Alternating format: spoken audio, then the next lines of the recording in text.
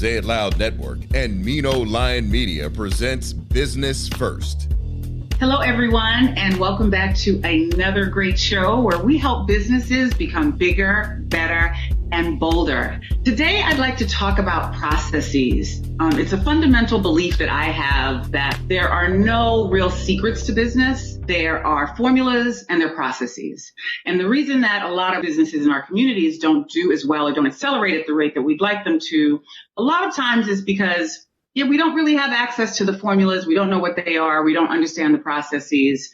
And so that's why today's guest is going to be an amazing treat for you all. I always enjoy speaking with her because she understands the formula, the processes, and has a whole process where she can lay them out and actually hold your hand through it if you are an entrepreneur or an inventor. Inventors we don't get to talk about a lot. I'm very excited to welcome Lisa Ascoli's show. I'm just going to give you a little bit of her background.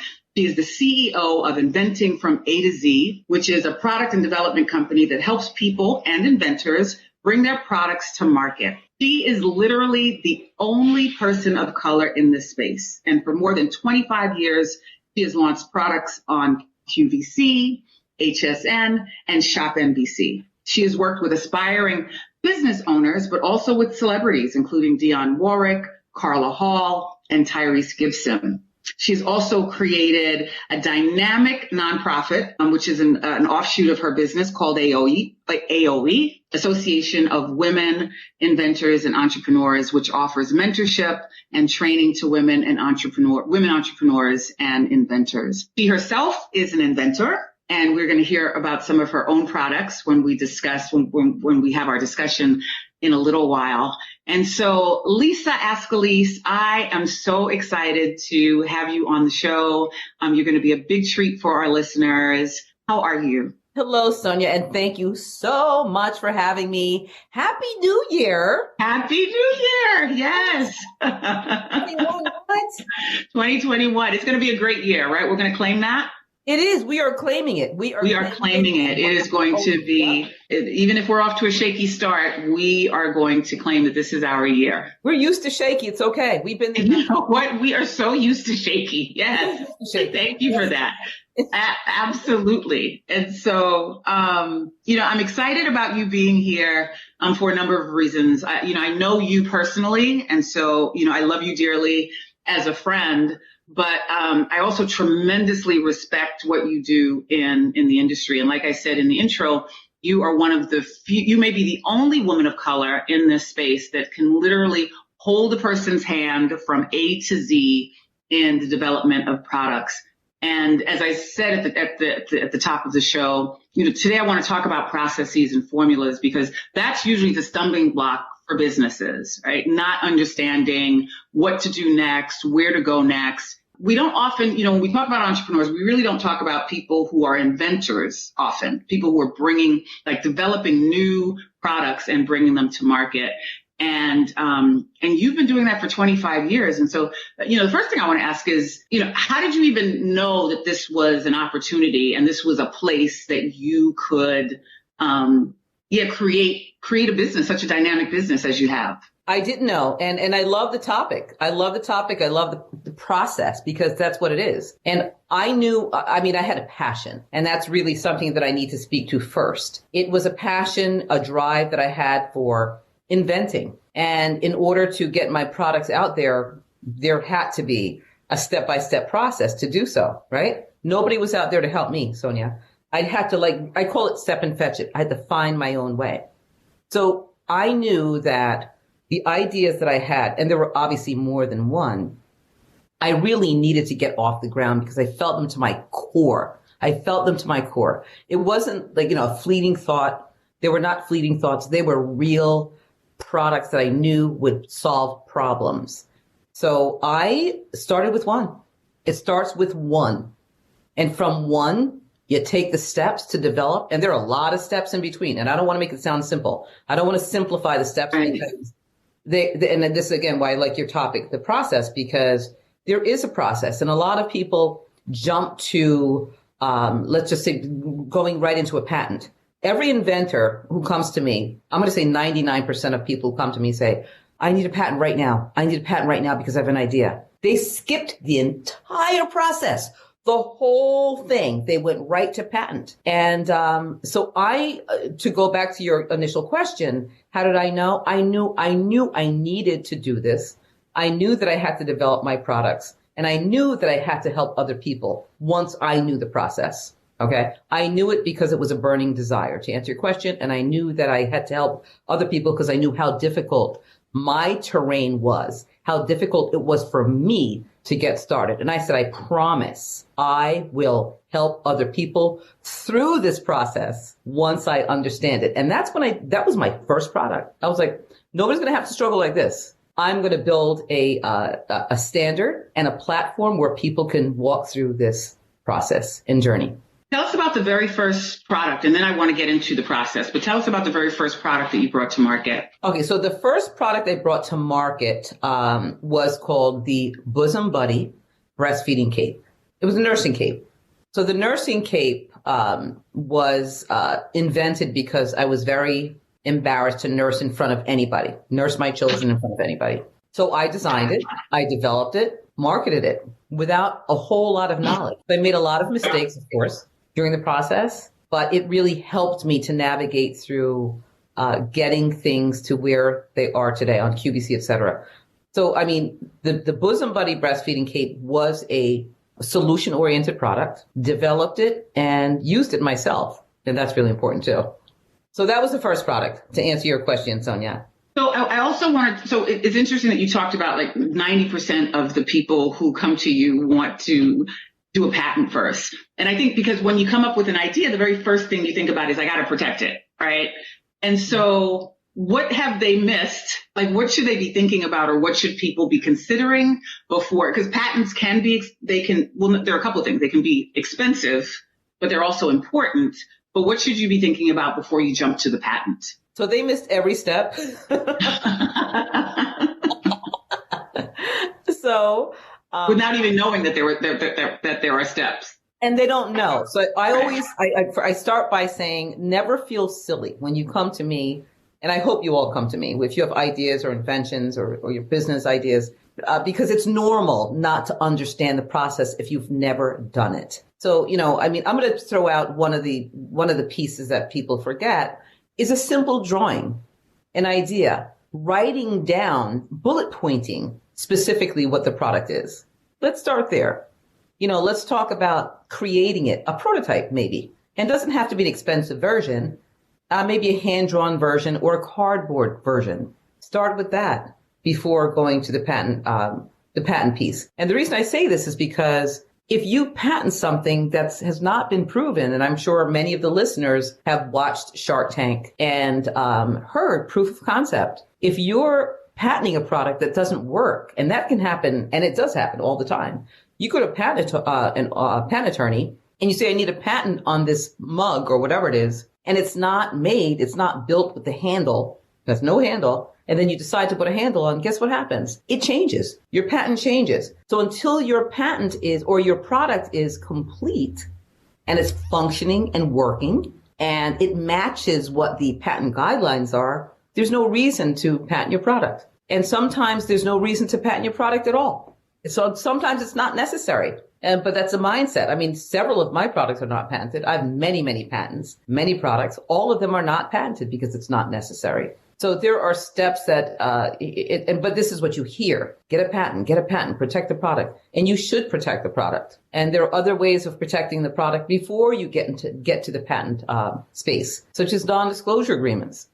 Start simply. Create a simple non-disclosure agreement where your company name is on the top. You're making it look like a legal document. Your company's on top. You have everybody sign it. Anybody you're showcasing or discussing your product with, they're signing it. They're signing the document. That's one form of protection. The other thing we have today is email. Email. Whenever I send an email to any of my manufacturers, and we'll get into that, any of my manufacturers, any of my graphic artists, I subject it.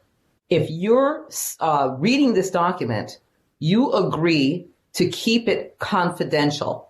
Right away, I've created my own NDA. I've created my own NDA, my non-disclosure agreement in my subject line, and it's stated. So if whomever responds to that email, replies to that email, they've now... Before they even opened it, right. Before they even opened it. Yeah. They've replied that, yes, we're going to keep this completely confidential. So that's another layer of protection before you move to the next step. And that's a fear that everybody has. And I understand it. It's a relatable fear that somebody else is going to take their idea, their invention before they get started. I have to tell you, so many people come to me with ideas that they've held on for 10 years without saying anything to anybody. So they just hold it inside. And I know what that feels like. So, so in addition, I mean, that's two of the steps. So you brought up a really interesting point. It's true. A lot of times these designs or these ideas are really just in our heads. And so we haven't, written it down. We haven't laid it out to examine what it would look like. And then we haven't created what you would call a prototype to actually see if it functions before we can do that. And so and there's a process for that as well that I've learned, right? So even, the idea of making a prototype can seem really overwhelming. And what I like about your organization is that you have a dynamic group of professionals that you can actually recommend, not one or two people, but you literally have professionals that you can recommend that can do everything from patenting to manufacturing. And so for people who are feeling like, I've got to create a prototype right now, she's saying I need to create a prototype. Like, how do I even begin to do that? And what can that look like? Particularly if you're saying is I can create one thing and think it's going to function that way. And then by the time it's actually made, I might be changing my idea about what this is. And so talk to us a little bit about how to not get overwhelmed with that process and how to manage even doing some of that stuff. And I love that you're asking me this because even the word prototyping for me is a natural word. It's natural to say prototype. People who have not ever had a product or a thought of a product don't know what that is. So I always want to explain the process and the steps. And that's why I say to folks, never be afraid to ask me any questions, because when you are in a world, you just kind of use acronyms, et cetera, like NDAs, et cetera. But I never want to do that. So even creating a prototype. And thank you, Sonia. Yes, I do take products from prototype stages, and a prototype is really an example of what the real product looks like. And in order to create a prototype, you need to have sketches. They don't have to be professional. They can be a prototype. To me is speaking into a piece of paper. Really, what is in your brain? Speak it, write it down. The prototype is this. This is my prototype, having the bullet pointed information and then sketching out what it looks like in your mind. So sketching out and putting dimensions. And again, you don't have to be a graphic artist. You don't have to be a professional at drawing, but that's where the prototype starts, just by your language, by putting the information on paper so that somebody like myself can extract it from your brain. And that's literally what I do. Extract that information from you. So you don't have to be burdened by, thinking, oh my gosh, now I have to come up with this prototype. I don't even know what that is. I don't know how to do this. I can help you through all of that and teach you the steps and the process of even what a prototype is and what it should look like and the language behind prototyping. And, so it is a step by step. So the prototype it's the first part, but it's understanding also what the prototype is. I'm so happy for this conversation. I really am. Well, I've been saying you have, I can't even say a book in you because this is such a big topic and there's so many layers to it. And you've been able to do so many things around, mentoring, hand holding, and giving hardcore strategy as well. So I imagine that you have several books in you that we'll be looking forward to. But I'm grateful for this as well, because as much as I know you, I'm still learning. I'm always learning about this process as we go along. So, you've also, put a lot of products on HSN, QVC, and other networks, other shopping networks. What is it that those networks, because you're like a liaison, you understand what they want and you understand the type of products that they're looking for, the types of products that will have mass exposure. For someone who's thinking about, like I had this idea in my head, but my goal is to be on QVC or to be on HSN. What is it that they are looking for? And I know that changes all the time, but primarily, what is it that people should be thinking about if that's their goal, to get on HSN or QVC? People should not invent products just to get them on Shark Tank. I say this all the time. Don't invent a product just to get on Shark Tank or just to get on QVC. But what most companies are looking for, such as QVC, HSN, Shop HQ, are solution-oriented products. What's a solution? Are you solving a problem? And typically, if you are, this is what they're looking for. In the kitchen, especially today, they're looking for food. What kind of food are you providing that's easy to make in this COVID environment that we're living in, where people are at home and doing a lot of cooking and a lot of eating and baking, et cetera. So I would say in this environment, they're looking for food. What food? Tops, jewelry. So what are they looking for? They're looking for things that make sense. What makes sense? They're a multi-billion-dollar company. They bring you in with your products and they're not charging you. If for those of you who are your listeners, to help to unravel what QVC is all about a little bit, they don't charge you. Okay. You bring product to them. So when you're selected to get on QVC, it's a big, big deal. It's a big deal. So what they're looking for are products that make sense, and they're going to make money. They're going to make money on these products. Think about it. Like, what are we doing at home now? We're doing Skype. We're doing, all of these different programs. What are we looking? We're typically putting lipstick on. So lipsticks are selling, right? Lipsticks, jewelry, tops, no bottoms, tops. No, right. Yeah, it's basic business, right? It's like always facilitating a need, right? No matter what level of the food chain you're in, like that's the basic need. I'm glad you brought that up too, because business continues to move forward during COVID for you, hasn't it? This has been the busiest I've ever been in my entire business history. Wow. Ever. What this speaks to, for me, Sonia, is how creative people are, how creative women in particular, who have always been. A lot of men, people of color, beyond my wildest imagination. These are my new clients who are just banging down my door with inventions, with businesses, and coming, I'm home and my brain is going crazy and I have ideas and inventions, and they are doing it. They're doing it. So this has been a very, very, very busy time for me, and excited for all of those folks out there who have inventions and ideas. And do you think it's because people have had time to sit and think? They've had a little bit more time to sit at home and think about what their futures are going to be, or being able to launch dreams that I've been sitting on for a long time? What do you think is really kind of driving this creative energy that's happening? I think it's a combination of many things. I think the legacy for their families. I think a lot of people have been let off of work, jobs that they've had for many years that they're no longer working at.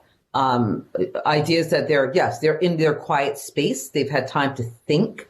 You're talking about 9-to-5ers who go to work under somebody else's umbrella and timelines. They can't think. And when they get home, they're not ready to think about anything else. So this has been a time for people to reflect and think about what their abilities and capabilities are. You're working for other companies, making millions of dollars or hundreds of thousands of dollars for other companies. Why can't I do it for myself? And that's exactly how, what people are coming to me with. I want to build a legacy. I know I can invent something. I know I could create a business for myself. I'm working for this company. It's a multi-million-dollar company. Why am I not doing that for my family legacy, my children, my grandchildren? So I've had so many different stories, and I love hearing them. I love to hear why people invent or why they're building a business. And it's important to me because I work with people who have passion and mean it, because this is not an easy thing. You have to have the passion and the desire to build your business. So I have to hear first the reasons behind it. It has to be, there has to be a passion behind what they're doing for me. Yeah. Can you tell us a story of maybe one of your favorite inventors, maybe one that, might have started off a little shaky or a little insecure and was able to launch something that was really successful? Yeah, I mean, I have a couple of them. Let's just see. I have Christopher David. I have a few different clients with products who have gone to, let's see. Okay, so I have a person who had an idea for literally a picture frame. She came to me. It was around Easter time. I'll never forget, because she was saying, God drove me to you on this Easter Sunday. And it wasn't Easter Sunday. She reached out to me and she said, I have this idea for this picture frame. And it's a frame that goes on the refrigerator, and it's magnetic and it's clear, and you could change the pictures inside of this. It's a door that kind of opens and you can change the pictures. And she says, but it's just a silly idea. Well, we took that silly idea from this, what she thought, and it's not a silly idea. Everybody, all of you listeners out there, it's never a silly idea. Mm-hmm. And we took this frame that she had, this lucite frame, we took it from just a magnetic piece that was oversized and made it into a beautiful, interchangeable picture frame that sold a whole lot on QVC television. Wow. And I mean, and many more. I mean, just so many inventors. Yeah. When you have the passion. I'm glad you use that example, because it is, if you think about, if somebody said, you know what, I have an idea for a picture frame. Really? Like, there's so many different types of picture frames. You can, why would you think that you could do something a little different? But you can always do something different. That's the point, isn't it? It is, Sonia. And what I want to also express to your listeners is that when they come to me, you can come with an idea and I can help you to modify whatever it is. And the whole, you come in unsure about whatever it is you're doing. Typically, most people do. They're not sure. Is this right? I can always help you to modify, and it belongs to you. I will never say to a client, okay, since I'm helping you to design or redesign this product, it's mine now. And I'm saying this because there are a lot of companies out there who will do that. I love to create. I love to redesign. I love to rename, rebrand, but anything I design or redesign for you belongs to you.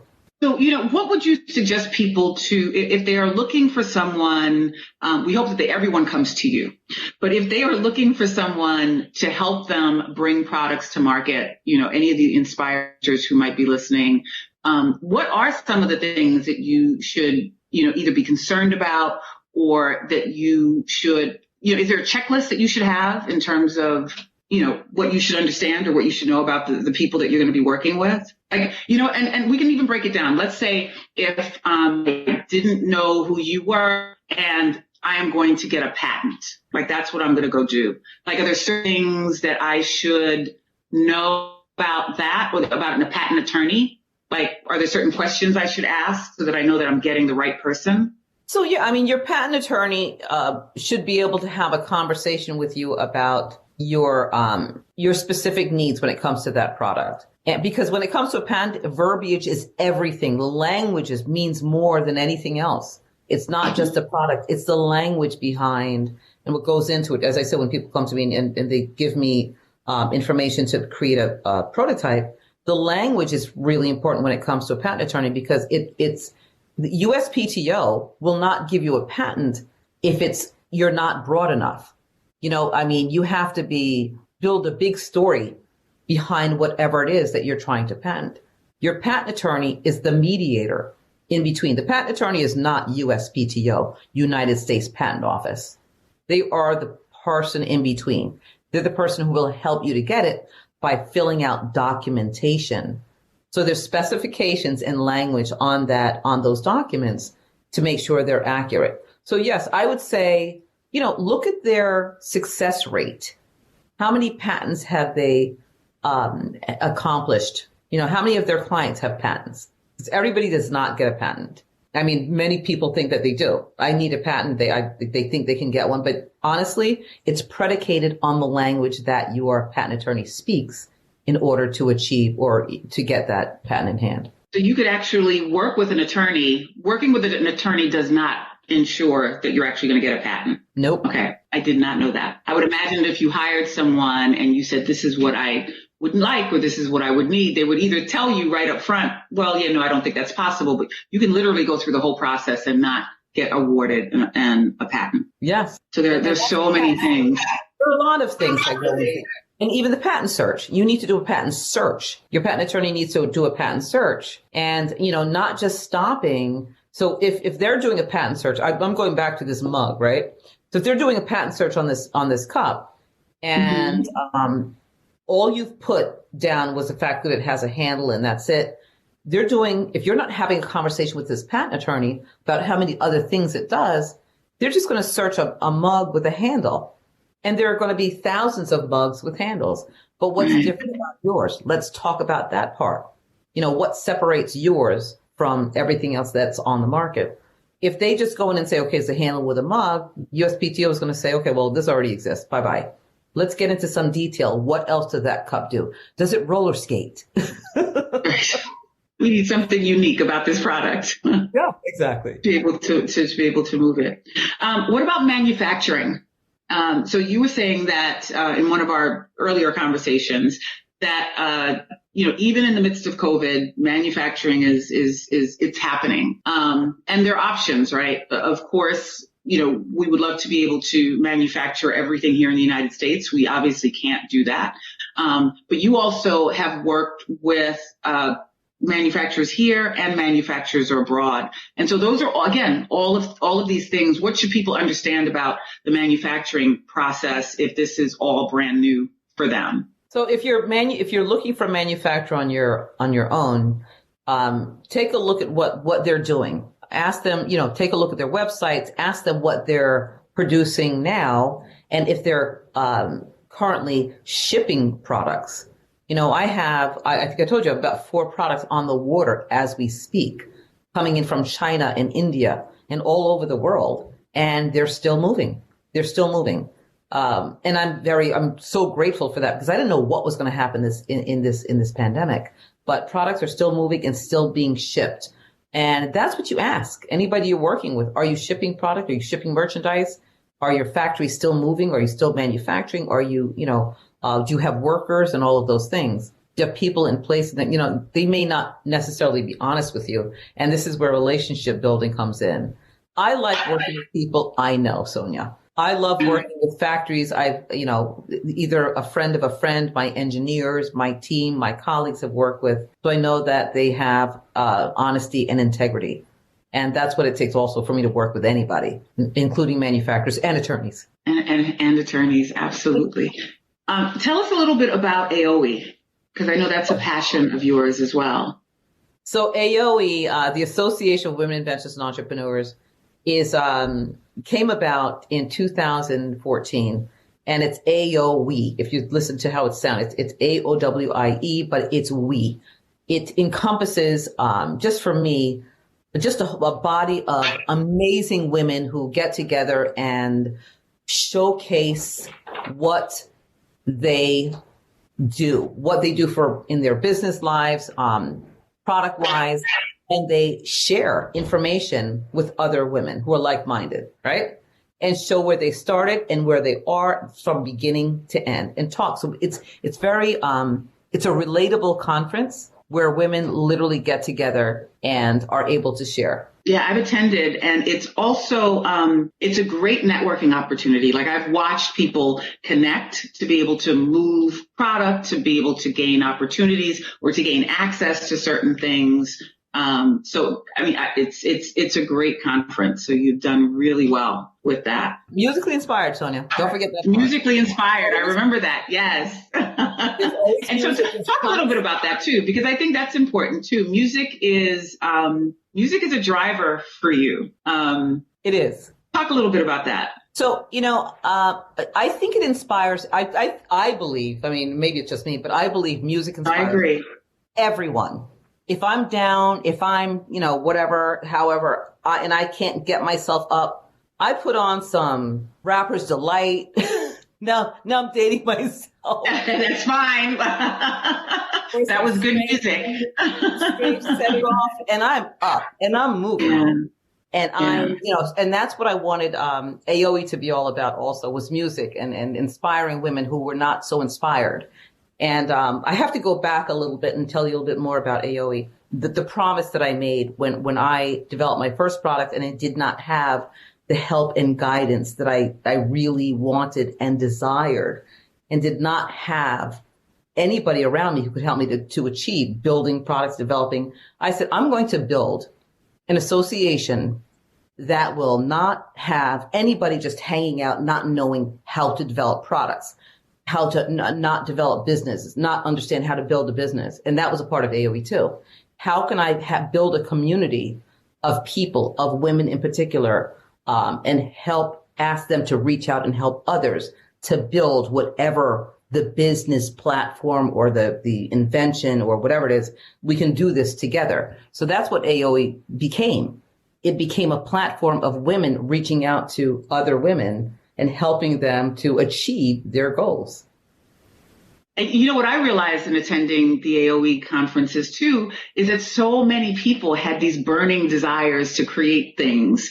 And they had, many of them had regular day jobs, but they had these great products that they were, sometimes they were doing on the sideline, or they were doing when it was time to do the conference.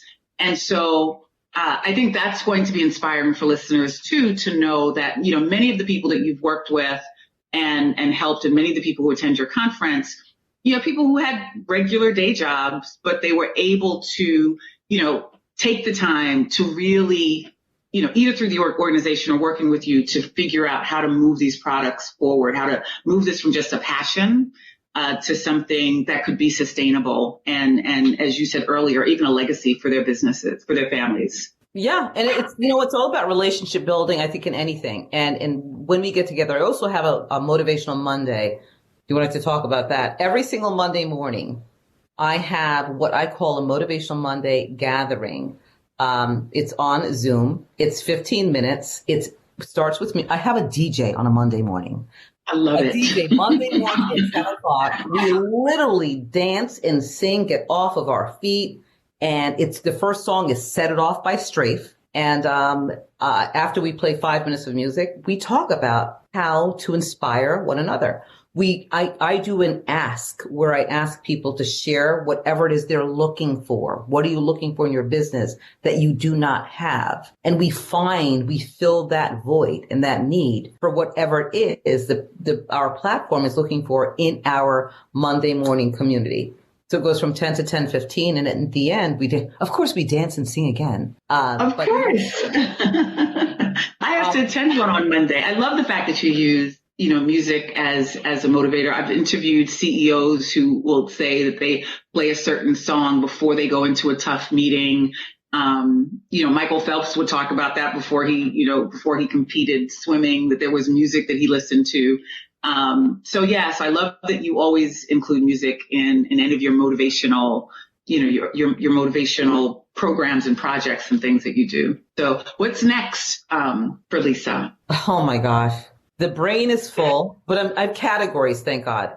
So what's next is, I've got a couple of journals coming out, a couple Nice. of books. I would say books, but I've also have a couple of journals coming out that will be available. And I'm giving myself a timeline. I've actually written it down and given myself a deadline in order to complete it and share it with all of you. So yes, that's next. But of course I have conferences and workshops and boot camps and all those things all the time. Talk a little bit about the journal, because I created a career journal as well. But and we've had these conversations. Talk a little bit about why you're creating journals for business people. It's important to have a journal because you need to journal your journey. I think that we often forget about how far we've come. You started, you've gone a long way. In your head, you have not gotten anywhere. But you started, you've done all of these you put all of these pieces together, and you could be, 80% finished with what you're doing, but you beat yourself up because to you don't feel that you've gone anywhere. If you journal your journey, you can turn back the pages and take a look at what you've done. Never forget where you started. And that's an inspiration.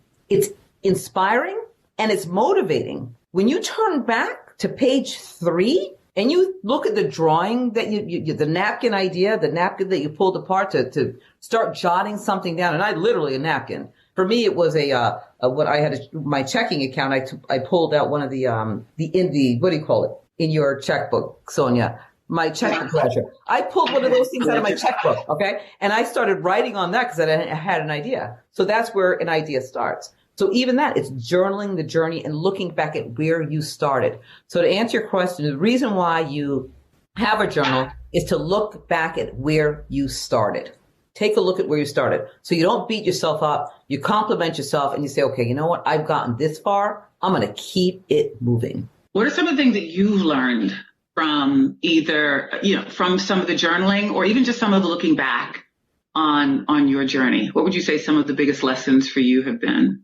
I'm going to say moving faster. Like, and I know you can't, you look at me, you can't relate to that. I know, because you think I move. I know how you move. But I'm going to say, like, not, just moving faster on things. We write things down and giving yourself timelines. When I look back, I go, wait a second. I gave myself 3 days to do that. I could have done that in 2 hours. Really? Wow. No, I look at that. There's no reason why you can't, hypothetically, let's just say, get a graphic artist to not only create your logo in 1 day, but also build out the product and what it looks like. Why are we waiting 3 weeks to do that? That's a 4-hour event. Do it in 4 hours. But why are we waiting? Why are we waiting? Fear. Yeah. It's fear. It's out of fear. And the unknown. What's next? The what's next factor. But don't wait. There's no reason to wait to do anything. But, you don't know it unless you're taught, unless you have a mentor. And it's really important, whether it's me or somebody else, have a mentor, have someone who's positive, who's going to encourage and inspire you. And don't listen to the naysayers, because it's always going to be somebody in your ear telling you you can't do something. Or, you got to wait to do something. There's no reason to wait to do anything. Life is too short.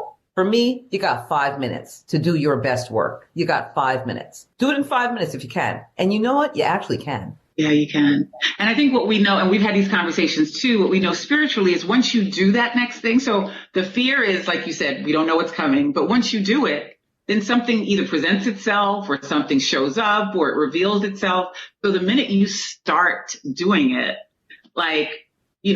it becomes easier.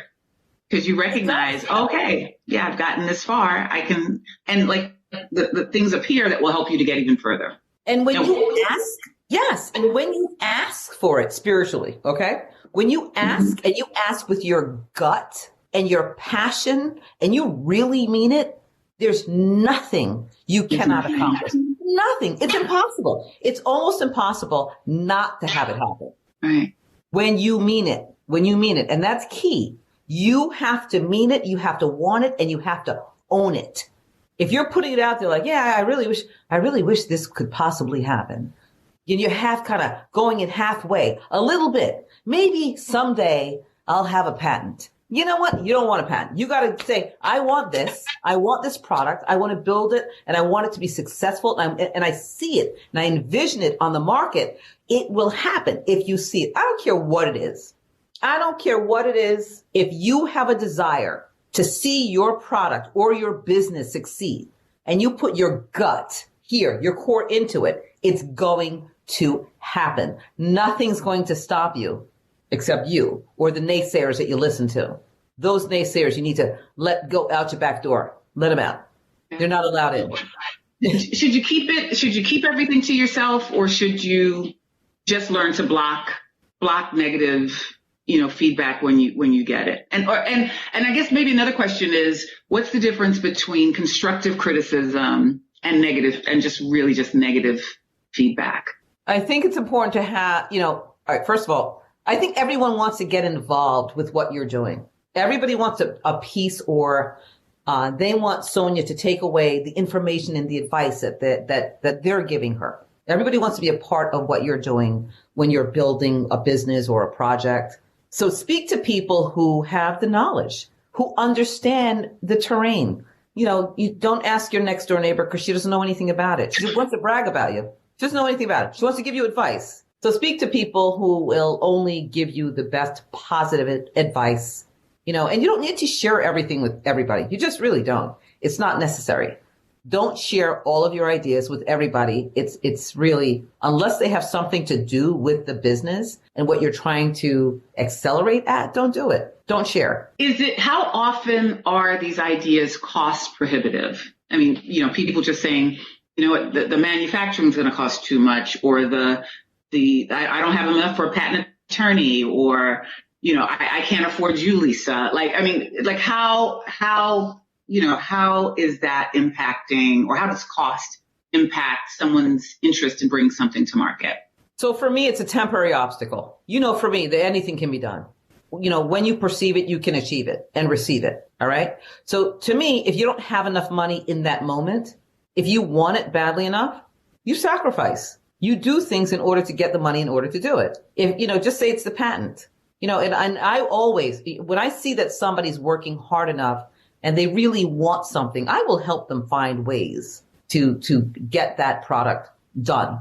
And I'll walk them through steps, or I'll point them in a direction where they don't necessarily have to use me. I'll guide them through another process so that they can get it done for less, meaning send them directly to USPTO without going to an attorney, things like that. There's many people who are stopped in their tracks because of money.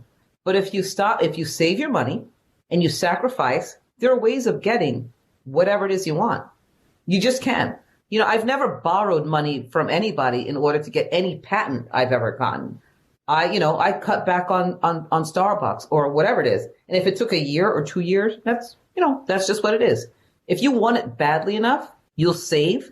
Do the envelopes. I've done envelopes. I do piggy banks. I talk about that all the time. Put your piggy bank aside, put some money in, your $15 a week, or your 30 or 50 or 100, whatever you can afford, put it aside towards your goal of getting your patent, your prototype, whatever it is, and put it on that jar. Put patent on the jar. Put prototype on the jar. You don't have to give up. Come on. I mean, instead of getting your nails done every week, get them done every 2 weeks. No, that was actually wrong, because ladies, you got to take care of yourself. You got to take care of yourself. Sacrifice something else. Of cappuccino, Starbucks. But the truth is, if you're saying that this is important to you, the same way we see what we do with things that aren't that important to us. Like we stay in the habits of things that are just like not that important. If we're saying that this is important, we've got to just make it important. And I express that. I never push my business on anybody, or I never give them timelines. I never say, okay, if you don't call me today by 5, the deal's off. I'll say, you know what, save for a couple of months, for these things. This is how much it's going to cost. And I put together a whole package of what I believe things will cost them. And if you're interested in doing it, you save for it. It's still going to be a great idea. It's not going away. It's yours. You're the only one who has that great idea. So save for it. So give us an idea. If someone were to come in for a consultation, what would that be like? What is an initial consultation like with Lisa Ascalise? It's amazing. Of course it is. Of course it is. So an initial consultation is, it's very, very, it's intimate. We talk about the reasons, I talk with you about the reasons why you invented the product that you're inventing. So I want it to make sense. I don't want it to be a product that you invented 5 minutes ago when you saw me on a show and you just thought of something 5 minutes ago. Not that that's not okay. But I want to hear your backstory. So I listen to the backstory and we go through all of the steps, every single step necessary, just written to take your product from concept to fruition, and explain every single aspect of that process in that first consultation. And I literally start your business in the first consultation. That's a new thing, Sonia, by the way. And so when you say start your business in the first consultation, what does that mean? We literally get started with certain things in the package, whether it's doing an LLC, and I stay on the phone and I do this with my clients.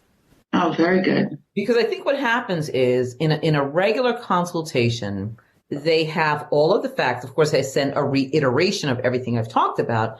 Now they have these step-by-step guidelines, right, in the process, and they may get overwhelmed. So I started this year in 2020. I said, you know what? I'm going to do it with them to ensure that it gets done in this hour and a half. So we literally do it on the phone or on Zoom. And they say to me, are we really going to do this now? And I go, yep, we're really going to do this. If you're serious, we're doing this now. This will tell me if you're serious.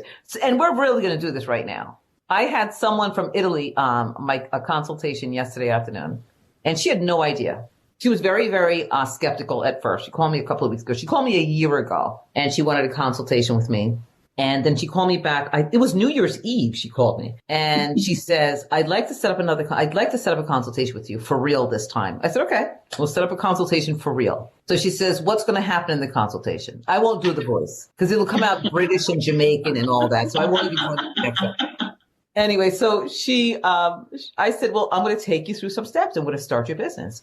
So we had the consultation yesterday. She has her LLC. She has her domain. She was freaking out. We did all of these things on the phone in our consultation, and she is just on cloud 9. Wow. Cloud 9. So we started the business yesterday.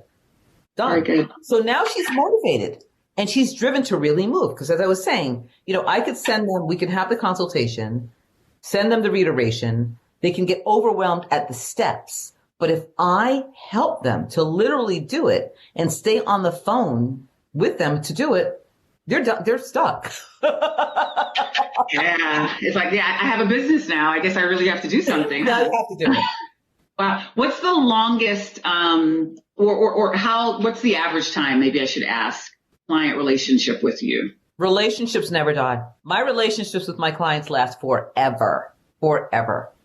I've had clients who have been on where I've developed products like the Frame Lady from beginning to end. This is years ago. We're still in contact. She's still coming up with new items and new products. And even when that one served its time and that was over, because sometimes things go on temporarily. They may not necessarily last forever, depending on trends and things like that, but forever. So to answer your question, I hold hands with my clients and I stay. Is inventing like a bug? So, when she was finished that, do you just feel like driven to just continue to create more products? Or do you find people go like, this was great or this is great and I'm either going to ride this until it's done or that was good and now I'm going to go on to something else? Or is it kind of like this bug that you have to keep feeding? It is a bug. It is a bug. And it's funny that you're saying that because I used to have a car that was wrapped and it was called the bug. It was the inventing bug. It actually Volkswagen Beetle and we called it the inventing bug. But anyway, yes. So most people who invent have that bug. And I have to say to many of my clients, calm down. Because they are coming at me with a barrage. They're like bursting. I could see them, especially if we're doing a Zoom meeting. They come to me with one and they say, okay, can I tell you about the 10 other ones that I have? Can I tell you about the 10 others? And I say, yeah, but let's start with this one. Let's get this done. And I promise you, the seed money from this one will be able to finance the others. So yes, many inventors have the bug. Some people do come to me because they did watch Shark Tank and they think it's, easy and it's whatever. And they'll say, okay, you know what? After this, I'm not ever doing this again. We got that too. But for the most part, inventors have that inventing bug where it just doesn't stop. And I understand what that is because I still have it. But I use my journal. I talk about journaling. I journal everything, all of my ideas. And Saturday mornings, I allow myself to invent. During the week, I ignore myself. I'll write it down, but I ignore myself. I ignore the invention, write it down, ignore it. But I'm an inventor. I truly invent every single day. Look at something that's not working and I want it to be an invention. So yes, there are inventors who have the bug and it will never stop. And in order to stop that itch, you just need to really just do it. You just need to do it and commit yourself. You also brought up an interesting point. So you actually make time to think about when you say you invent on Saturdays. Is that the time that you give yourself just for creative flow? I allow myself the time because during the week I'm busy working with other people with their inventions, their products, but I give myself time to think about what it is that I really, some of my own inventions, and I really get into them, jot them down. and other people's ideas too who've come to me and said they're not really sure about what they are. And I give myself time to really unravel and unwrap what those products are and to see if they actually have legs and where they're going. So, and I think that's really important, because a lot of times, particularly if you already have a full-time job, or if you have a family, we're always in activity mode, and the creative process does need its own time, and it needs to be nurtured. And so I'm just grateful that you actually brought that up, because I think that's important for the listening audience to hear, that it's important to just take time to allow the creative process to do what it does, because it's not something that you can force. It really is about setting time and allowing it to come through you. Is that what you find? Yes, absolutely. And give yourself time, and set aside. And again, I can't emphasize more the journal, writing things down and giving yourself, if you have to sit in a closet, if you have children, whatever, and just sit in a place of, where you have peace of mind, where you can think about the important thing that's been nagging you, and take the time to think about it. And, in quiet, everything comes to you, like in God's space for me. Just let these ideas come to you and let them flow through you, because you have them. And don't ignore them, but just give yourself time and space to let them unravel. So you mentioned you mentioned Shark Tank a little while ago, and I know you've gotten to hang out with the sharks on numerous occasions. What are some great takeaways from working with a lot of people who've created things themselves and now have created a show where they fund ideas from other people? So my takeaway from which part? From just hanging out with these talents and hearing about what they look at when they're thinking about investing in something, or how they think the market is. I was a Shark Tank fan from early on when it started, and so the level of products that come on now are so different. Like, they're so much more sophisticated, and the demand from the sharks it's a lot more intense now too, because the show has grown, the expectation has grown. And so, just wondering, when you all are talking shop, like, what is it that inspires you from them? It was such a blessing to be able to go to Beverly Hills and hang out with them for 5 days and just watch them. I was on set with them from morning to night, and just really admired their tenacity and their skill set and their determination to help other people, which I think a lot of people don't know. They worked from, prior to me getting to the set, 6 a.m. until very, very late at night. And they were seeing people for the first time. So what you're watching on Shark Tank is real. They're seeing these people for the first time. None of it's rehearsed, which blew my mind. I literally saw people walking on set, showcasing their products, and watching all of these. I hate to call them sharks, because they're the most amazing people, really, I've ever seen. Like, they really are as people. When I looked at them and I went, wow, man. I mean, after the second day, I go, they're back here again. Before I got there, I got on set at 9, 10 o'clock. But watching them and how they worked and how much respect they had for the inventors and all of those things, but spending the time and their own money to invest, and emotions to invest in these people, was really amazing and really moved me to beyond. I was on the flight going home blown away, because I never looked at them like that, because I looked at them on television like everybody else did. They're making, they're critical, but they have reason to be critical. They're spending their own money, their hard-earned money, to help another inventor develop a business or a product. They've worked so hard to develop what they've done, their careers, their business, to be on Shark Tank, to save. Look at Damon John. His mother gave him $20. And said, go make a hat. Here, I'm just going to show you how to make a hat. Here's $20. Now make more hats or more T-shirts. And so this was his hard-earned money, and his back-breaking ability to go on the New Jersey Turnpike and paint fences. I don't know if you know the story. Yeah, he has a great story. Yeah. Amazing books and stories. Got to read some of his books. Yeah. And so it was just amazing to see their authenticity, real people giving people like the listeners out there an opportunity to develop product and to trust that they're putting their real heart and soul into a product in order to become successful. So they trust and believe in you in order to give you money because they're giving you their money. So that was like a big deal for me when you think about it. Yeah. It's their money. And so how are you when you are coaching your clients for people who have a product that would require investment?